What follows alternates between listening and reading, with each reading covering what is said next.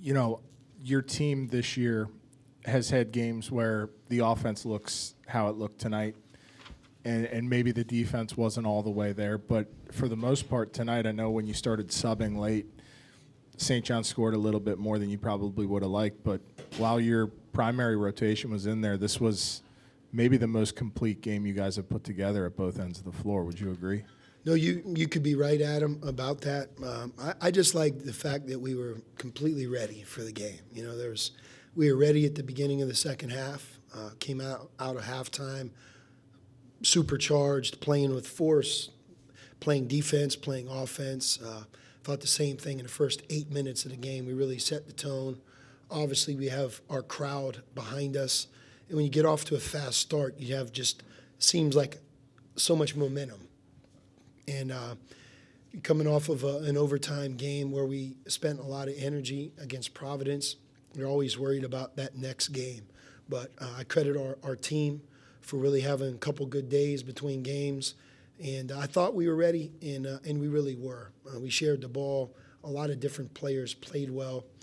Jack Nunge is shooting the three-point shot with tremendous confidence right now, and he kind of gives you that extra oomph behind the arc. I mean, we were 15 of 28 from three tonight. And it's also really good to see Des Claude.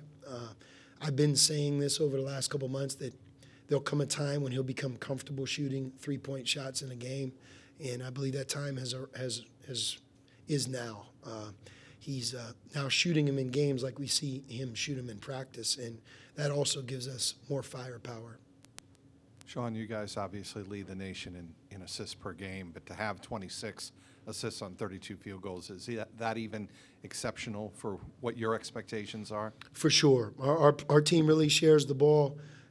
You know, when we had Zach's had as many as 10 assists in a game. But if you look at Jack Nunge, you know, Jack had 6 assists and 2 turnovers. You know, a lot of times that's what you want out of your point guard. So I think one of the things that we do well is our forwards, our big guys are also unselfish and they can pass. And really Jerome Hunter as well. And I thought Jerome played an outstanding game again. He just does his job, plays to win, plays exceptionally hard. You know, 3 steals, 10 points, 6 rebounds, 32 minutes. Coach Cam said that you basically gave him a heads up that he was going to get an opportunity today. And what do you make of how he took advantage of that? You know, I thought Cam did some good things. He really did. And you know, it's hard when you haven't played in as many games as he has not played in. I think to be fair to him, he has to get a little bit more comfortable. Near the end of his time, he didn't seem to be as confident. But we know one thing about Cam, that he works really, really hard at the game, and he can shoot the basketball. And he's not 6 foot tall. You know, he walks onto the court. He's 6'5", and you felt that a little bit in the first half when he was in there. He had a couple plays around the basket, which were easy plays for him. And I was happy that we were able to get him in the game. And I believe that he could be a part of what we're doing moving forward. Sean, especially this point of the year with injuries and potentially the tournament and everything, how valuable was it to get the young guys and some of the guys on your bench extended minutes to get them kind of their legs under them? Well, it was really good. Especially, you know, we've been in so many hard-fought games. We really have. I mean, dating back to early November, I feel like every team that we've played, you know, get towards the end and it's anybody's game. So I thought it was good for us to experience the other side of that, where we had the game in hand. And when you do that, you're right. You can get some guys more opportunity, like we just talked about Cam Kraft as an example. Understanding that this is a one game at a time kind of thing, but when you look up at the standings, there you guys are tied for first place right there with Marquette. To be in this position as a coach, how valuable is that to point that to the guys, to show them where they are, to keep them motivated going forward? Yeah, I mean, the one thing about college basketball, especially in this conference, you know, everybody knows our record, especially our players. So, you know, we know that we're on top of the Big East with Marquette. We know that there's several teams that have the same, in and around the same record, and how this all plays out over the next month will determine a lot. However, for us, what we just did this week, that's the way we can continue to have success. And that is just kind of taking things how we should, about one day, one game, 1 week, not getting too far ahead of ourselves.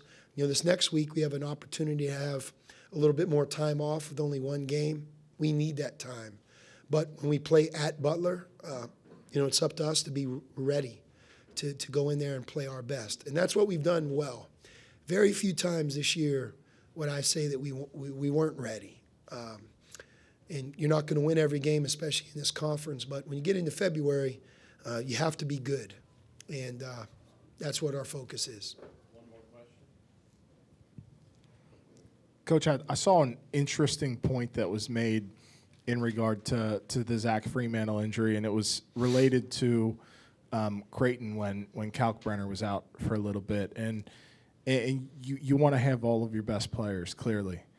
But do you kind of look for a silver lining in this situation in that maybe you're going to get something out of some of these guys who have to step up in place of him, and when Zach comes back, maybe you're a more complete team in a way? Is that kind of a way that you can look at this? For sure, and that could certainly happen.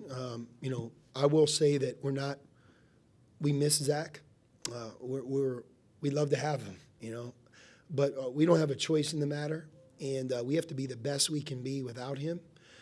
I do believe that Zach will return. He'll return at some point, either before the Big East tournament or right in and around that time. And, I think that our goal would be what you just said, to be maybe a more complete team around him. And also the expectations for him, he doesn't have to just all of a sudden wave the magic wand after being out for a month and all of a sudden get 16 and 10. That would be great, but he might not be in that position right away. He may need a couple games. So we're just kind of taking it one day at a time. That's why this week was big for us. When we got the news that he went down, losing at Creighton, could have gone a lot of different ways this week.